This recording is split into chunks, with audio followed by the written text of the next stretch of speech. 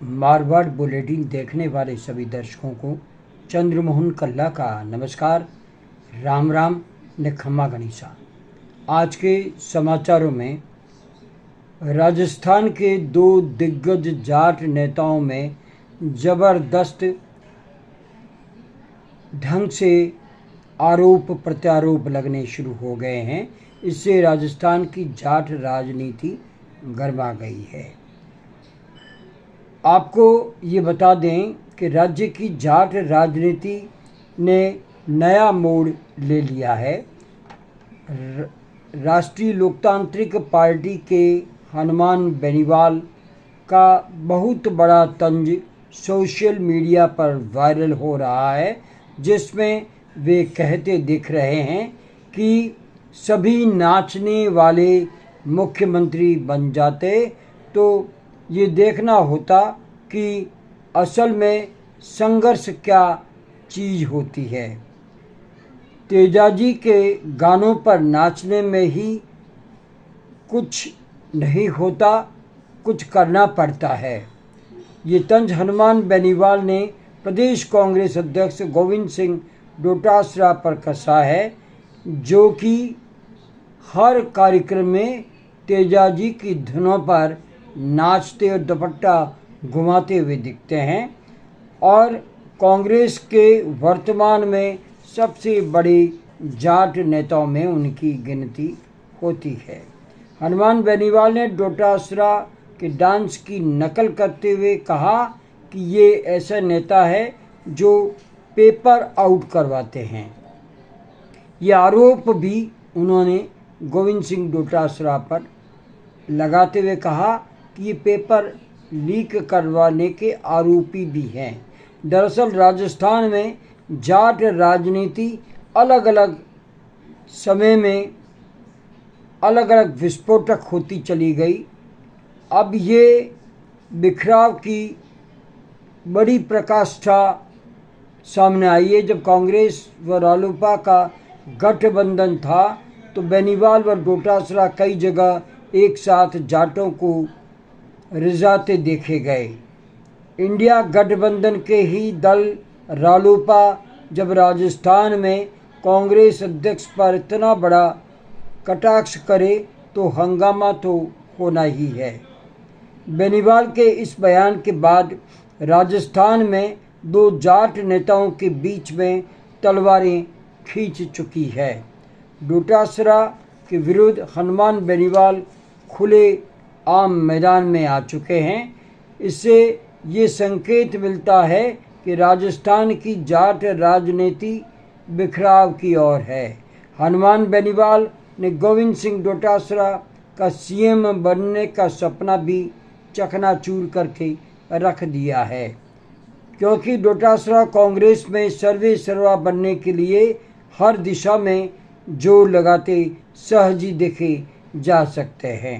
विधानसभा में उनके ही तीखे तेवर और बयानों से भारतीय जनता पार्टी को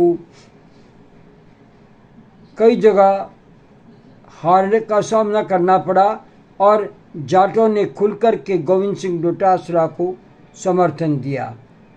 और हनुमान बेनीवाल जो जाट बिरादरी के एक नंबर एक नेता बनने के लिए संघर्ष करते आ रहे हैं, वे डोटासरा को भला नंबर एक जाट नेता कैसे बनने देते। दरअसल जब सचिन पायलट के जबड़े से पीसीसी चीफ का पद अशोक गहलोत ने अपने मुख्यमंत्री काल में निकाल कर गोविंद सिंह डोटासरा को सौंपा था, तब वे गहलोत की सरकार में मंत्री थे और अशोक गहलोत के सबसे करीबी नेताओं में से एक थे। लेकिन समय का चक्र देखिए, लोकसभा चुनावों के समय उन्हें ऐसा लगा कि लोकसभा में सीटें तो सचिन पायलट दिलवा सकते हैं, तो वे गहलोत विरोधी खेमे पायलट, हरीश चौधरी, खेमाराम चौधरी आदि के साथ में हाथ मिला लिया और वे जो लोकसभा की सीटें मिली है उसमें ये कहते पाए गए कि ये हमारी ताकत से मिली है। आपको ये भी बता दें कि आज़ादी के बाद कांग्रेस में आज तक जाट मुख्यमंत्री नहीं बना, लेकिन डोटासरा के बढ़ते कदम उन्हें सीएम पद की ओर ले जा रहे थे। लेकिन हनुमान बेनीवाल ने उनके सपने पर वार किया और कह दिया कि नाचने वाले सीएम बनने लगे तो फिर कहना क्या राजस्थान का।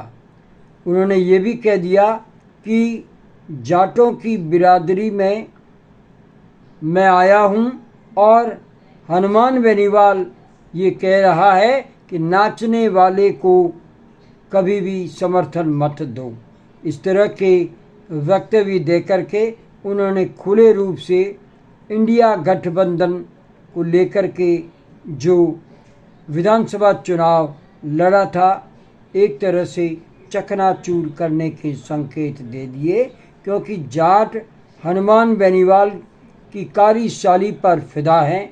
लेकिन डोटासरा चुप बैठने वाले नेताओं में से नहीं है, वे भी जवाब देकर ही छोड़ेंगे और उसकी वे तैयारी में भी लगे हैं। राजस्थान की जाट राजनीति में हालात ये है, किसी भी पार्टी का जाट नेता 2 कदम आगे बढ़ता है तो उन्हीं की बिरादरी के नेता उन्हें 4 कदम पीछे खींच करके ले जाता है, जैसा कि गोविंद सिंह डोटासरा को खींच करके हनुमान बेनीवाल ले गए। आपको बता दें कि राजा राम मील पर आरोप है कि वे दुकान चलाते हैं, हरीश चौधरी पर आरोप है कि वे षड्यंत्र वाले राजनेता हैं और हेमाराम चौधरी को भला बताते हुए जाट राजनीति से दूर होने की बात कही जा रही है। उम्मीदवार बेनीवाल अपने ही जाट भाई हनुमान बेनीवाल को धोखा देकर के कांग्रेस में आकर के सांसद बने हैं और डोटासरा पर खुद पर आरोप है कि वे अलग तरह का बिखराव करते रहते हैं। सुभाष मेहरिया व कैलाश चौधरी जैसे नेता भी जो अपनी अलग अलग सियासत चला रहे हैं, सतीश पूनिया जैसे नेता को भारतीय जनता पार्टी ने बाहर का रास्ता दिखा दिया, तो हर तरफ से जाट नेता बिखराव में आगे नहीं आ पा रहे हैं और जाट एक मंच पर आ ही नहीं सकते, क्योंकि इनमें आपसी मतभेद है। यही कारण है कि मुख्यमंत्री का सपना पूरा नहीं हो सकता, बात अधूरी रह जाएगी अगर मदेरणा परिवार की बात ना की जाए।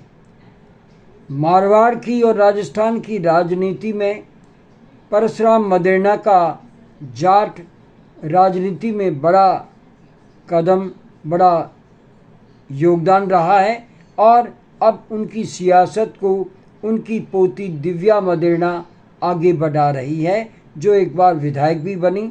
लेकिन वे जाटों की अलग राजनीति करती है, वे न तो डोटासरा को समर्थन करती है और ना ही हनुमान बेनीवाल को। हनुमान बेनीवाल से तो दिव्या मदेरणा और हरीश चौधरी का 36 का आंकड़ा बताया जाता है। बहरहाल जाटों की एकता को लेकर के जो बात करते हैं वो बेईमानी होगी और यही कारण है आज़ादी के बाद में गंगाराम चौधरी से लेकर के अब तक के जाट नेता कभी भी मुख्यमंत्री नहीं बन सके। आज बस इतना ही। अगला समाचार बुलेटिन लेकर फिर हाजिर होंगे। इजाज़त लेने से पहले हम जानना चाहते हैं कि आपको ये चैनल कैसा लगता है। अगर आपको ये चैनल पसंद है तो इसे सब्सक्राइब करें, लाइक करें, शेयर करें और इस चैनल को बढ़ावा दें। आज्ञा दीजिए। नमस्कार, जय हिंद, शुभ रात्रि, शब्बा खैर, जय जय भारती।